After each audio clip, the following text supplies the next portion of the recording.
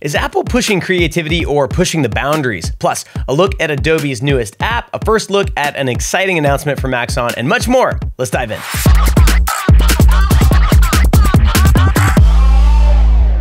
And let me just get this out of the way. I saw Limp Bizkit a few days ago, and a crowd surfer surfed right onto my face. Hence this cool shiner I'm sporting, and that's not why you're here. So let's talk news. IV Studio in Nashville isn't just another creative company, they're pioneers in business transparency. I saw a post from Patrick Gallagher pointing this out, and I thought it was brilliant.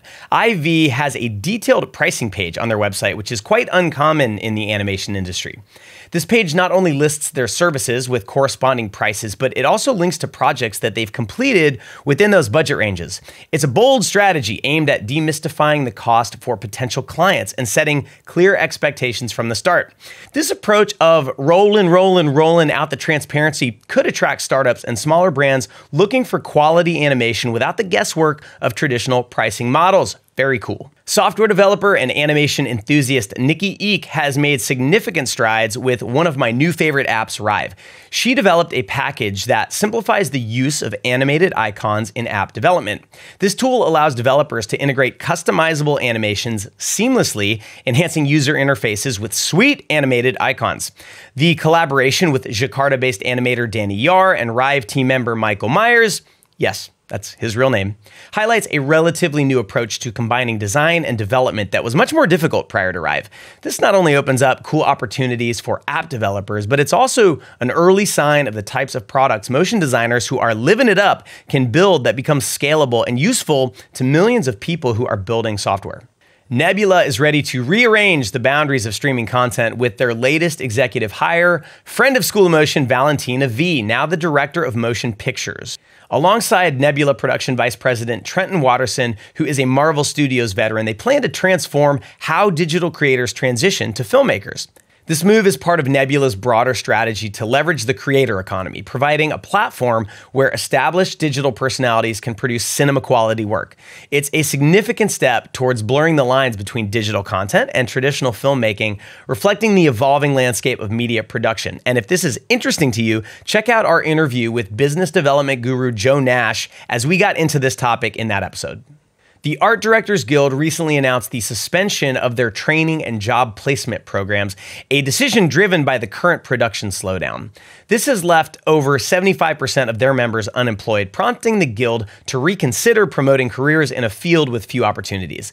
While this is primarily affecting traditional production designers, it's important for the motion design community to understand the broader implications of such industry shifts, especially in light of ongoing labor disputes and strikes. Though this is a bummer, the Guild does plan to resume the program next year.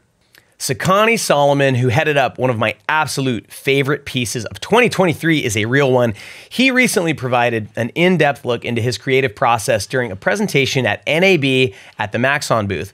He dissected this brilliant project, highlighting several deceptively simple techniques for building the voxel-esque world of the piece that he and his team at Block produced. As if you needed another reason to attend NAB, presentations like this one are catnip for motion designers, and this one is packed with awesome tips. And for those looking to delve deeper into his methodologies, we partnered with Sekani to produce a workshop titled The Curious Craft of Demo Reel Titles, which gives you a behind-the-scenes look at his stunning reel opener and direct access to his project files. There's a link in the description. Adobe is aiming to revolutionize 3D design with their new tool, Project Neo. Currently in beta, this new web-based application is not just another tool, it's a glimpse into Adobe's vision for the future of 3D modeling. Project Neo utilizes signed distance fields technology. Don't worry, I also had to Google that. But this method allows for the smooth blending of meshes, enabling designers to create complex organic shapes more efficiently than traditional subdivision surface modeling techniques. It's a lot like WOMP, which we talked about in last week's episode. Project Neo is designed to be intuitive, even for those familiar with more complex 3D software, potentially changing the game for designers who are looking to integrate 3D elements into their work with less friction. You can play around with the beta now, the link is in the description. Beeple's South Carolina studio was recently the battleground for a digital art competition that provided a platform for established and emerging artists to showcase their skills.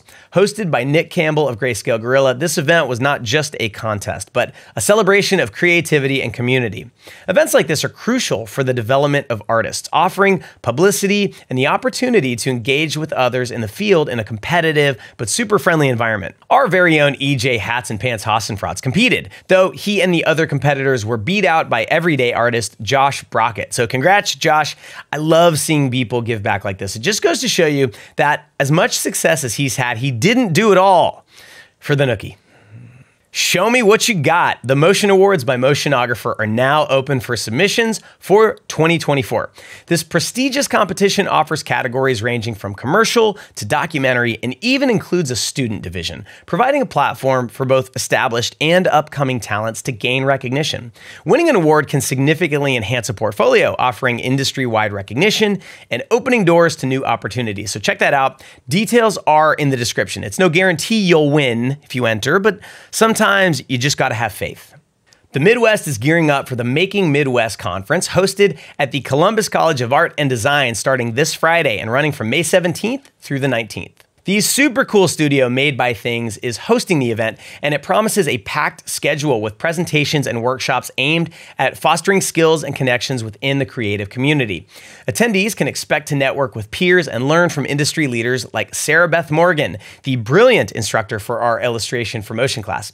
This new conference has a killer lineup, making it another invaluable resource for personal and professional growth in the world of motion design. Last week, we witnessed the release of the first music video assisted by OpenAI's Sora, directed by Paul Trillo for Washed Out's song The Hardest Part. Sora's text-to-video capabilities allowed for a visually unique piece that takes advantage of the weird, surreal style that the current generation of these tools tend to produce. Right on the heels of the first Sora-created short film, Airhead, this music video used some newer features in Sora that made it a bit easier to work with. And if you're curious to learn more, FX Guide did an amazing behind-the-scenes article about this project and even included an example of the prompts used for one of the shots. It's much longer than you think it would be. Check it out and let us know what you think in the comments. Last week, Apple launched its latest iPad line, including a new iPad Pro equipped with the new and ridiculously powerful M4 chip, and also an updated Apple Pencil Pro. Marquez Brownlee, aka MKBHD, wow, that is a mouthful, did a great review of the new tech and talked about some of the cool new features of the Apple Pencil Pro that will be useful to illustrators who use Procreate, like the ability to squeeze and roll the pencil and use haptic feedback for a more natural feeling experience. However, the launch was slightly overshadowed by a controversial ad that crushed various creative tools and items into the thin frame of the new iPad. This sparked a debate about the representation of artistic tools in the digital age, reflecting the never-ending controversy about the role of technology in creative industries. I don't know, I liked the ad and it seems like it's working because everyone is talking about the new iPad, but the internet told me I'm supposed to be angry when I see Apple break stuff. ZBrush is now making its way to the iPad with a new beta that brings 3D sculpting to a more tactile and accessible platform. This move harnesses the iPad's touch interface, allowing artists to sculpt digital clay in a more tactile and natural way. With the same multi-resolution mesh editing capabilities as its desktop counterpart, ZBrush on iPad is poised to open up the world of 3D sculpting to a broader audience, potentially simplifying the learning curve for newcomers, which is nice because ZBrush can be a little daunting to learn. For those interested in exploring this innovative tool, the ZBrush for iPad beta is now open, offering a unique opportunity to experience the future of digital sculpting firsthand. Head to zbrushforipad.com to register for the beta. And that is a wrap for this week's Motion Mondays. We covered a ton of ground today, and we'd love to hear your thoughts on any of the topics we discussed. Don't forget to comment below, like, and subscribe for more weekly updates. Thank you so much for joining us and for putting up with my Limp Bizkit puns.